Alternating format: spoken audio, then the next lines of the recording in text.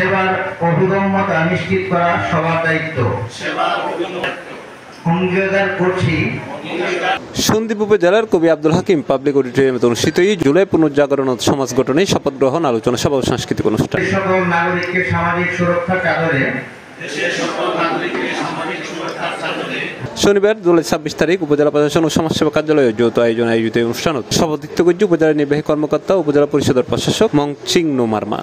অনুষ্ঠান পরিচালনা করছে উপজেলা সমাজসেবা অফিসার মহসিন আলম। এই সমাজ থেকে, এই দেশ থেকে, এই রাষ্ট্র থেকে অনেক কিছু কুসংস্কার, অনেক কিছু দুর্নীতি কিংবা অন্যায় অনিয়ম কিছু হয়ে যাবে, দূরীভূত হয়ে যাবে যদি আপনি রুখে দাঁড়ান, যদি আপনি আওয়াজ তোলেন, ঠিক কিনা?